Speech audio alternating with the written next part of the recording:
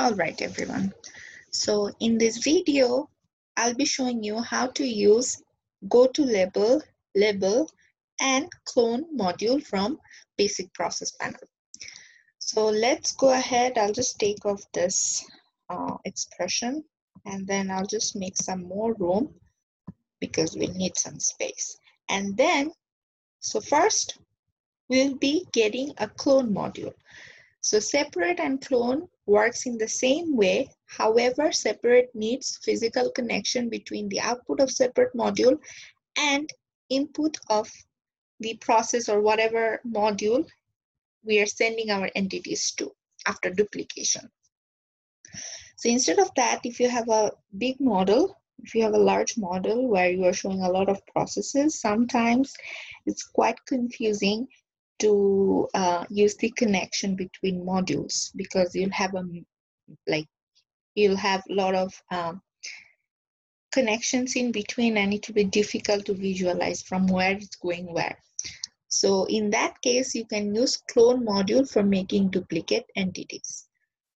So we'll take off this connection first and I'll double click here. So in our separate module, what we did, we had two outputs.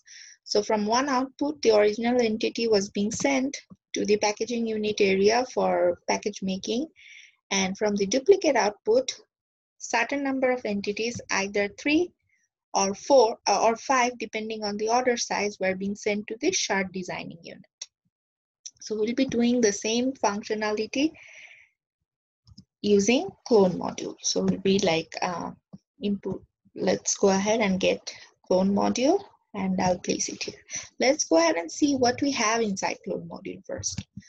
So over here, we have to name our clone module. Let's just name clone shards and package. Let's just say clone shards for simplicity. Let's go ahead and see the first assignment. So it asks for number of clones. That means for each entity, how many clones you want to send to this particular area. So that will be my order size, which is an attribute, because we want to send the exact amount of shard depending on the order size to the shard making area, whatever the design it is. And then it asks for another information, clone destination label name. By default, it's label 1. So we haven't created label. So for now, let's go ahead and click OK. And then we'll come back and edit this one more time. So I'll just zoom in a little bit. Underneath, just like our decide module, we can see it has two things. It says my order size will be coming out from one of the output, and there will be another output called label. So let's go ahead and create the labels first. So I'll get 2 labels. I'll get one label and then I'll get the other one. Okay. And then I'll get one go to label module. All right. Let's go ahead and edit the first label. We'll name it packaging unit label.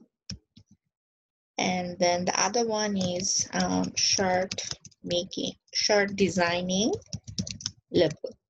Okay. Next, for here, we will select packaging unit label. And then we'll come back to the clone module. And over here, we have to select the clone destinations. So where should this clone be sent to? This clone should be sent to shard designing label. All right, I'll click OK. Next, I'll just increase this a little bit. So from the original side, entity will go to the packaging unit label. And then, I'll get the connector.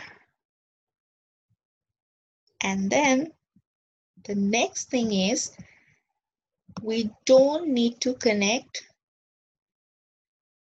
the clone module physically with the shard design label, because by automatically we have referenced, just like the route module from advanced transfer panel. We use station, route, and station, right? So there is no output from route to the station. We just reference the name. So here we have to just type in the name of the label where we want to send our clone to. However, we have to connect the output of the clone module directly with the input of the go to packaging unit level where we want to send our original entity to. So, but for the clones, we don't need any connection. Okay, let's go ahead and hit save. And then we have to connect the output of both of this level to the input of the first module in that area where we are referring to. All right, let's go ahead and run it. So it ran for 300 minutes. It should not. I'll go back to run. All right, so here I'll write infinite because we want to terminate this simulation based on a criteria that the simulation time should be greater than or equals to 480 minutes and there should be no work in progress or work in process inside the system. I'll hit OK. I'll go ahead and save this model as chart making process 2. All right, and then I'll hit run. And it ran for 531.8397 minutes. Nothing changed. However, I just wanted to show that instead of using separate module, if you have a large model and it's difficult to distinguish the connection between different modules and different areas.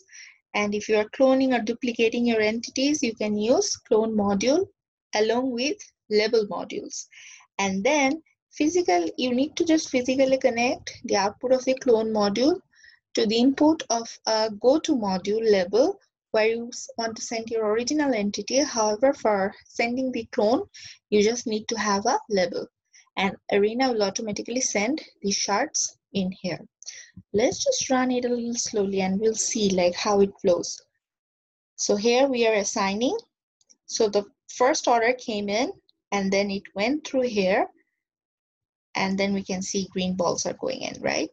And you can do it by yourself, like assign green balls for design B and assign red ball or whatever you want to assign pictures for your design A, and then you can better visualize it.